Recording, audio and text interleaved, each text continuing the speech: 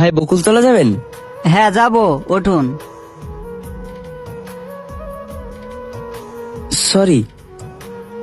আরে না না, ভুল তো আমারই, আমি আপনাকে দেখতে পাইনি। কে বাবা তুমি? তোমাকে তো ঠিক চিনলাম না। মনে পড়ে আজ থেকে 15 বছর আগের কথা? আমি সেই বিধবা হতভাগিনীর ছেলে। ভাবি, এইভাবে কোথায় যাচ্ছ? আমি তো তোমাদের বাড়ি যাচ্ছিলাম। এ কি, তুমি কান্না করছো কেন? কি বলবো ভাই, কি হয়েছে?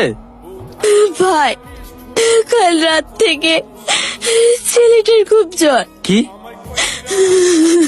তাই তো? এখনো ডাক্তার দেখাওনি?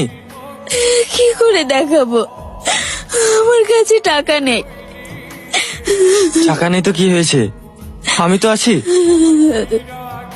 এই নাও, সেলিমকে তাড়াতাড়ি ডাক্তারের কাছে নিয়ে যাও। কি ব্যাপার, সেলিম ভাবি এখন কোথায় যাচ্ছে? ভাবি, কোথায় যাচ্ছ? জানি না। বুঝে গেছি, আর বলতে হবে না।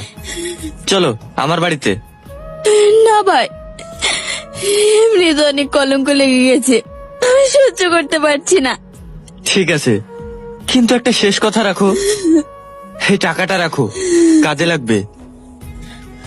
আমি এই টাকা নিতে পারবো না। আমি যদি তোমার আপন ভাই হতাম তাহলে মানা করতে পারতে। তাও রাখো। আসছি ভাই। তুমি সেলিম, আমার বন্ধু রাজার ছেলে? হোগো, দেখছো কে এসেছে? আমার বন্ধুর ছেলে, সেই ছোট্ট সেলিম।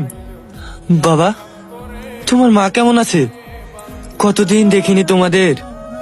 হ্যাঁ, মা ভালো আছে। আঙ্কেল, আমার দুটো কথা রাখবেন? হ্যাঁ বলো। এই নিন আঙ্কেল, এটা 20 লাখ টাকা চেক, এটা রাখুন। আর আমি যে আপনার বন্ধুর ছেলে, এখন আপাতত কাউকে বলবেন না প্লিজ।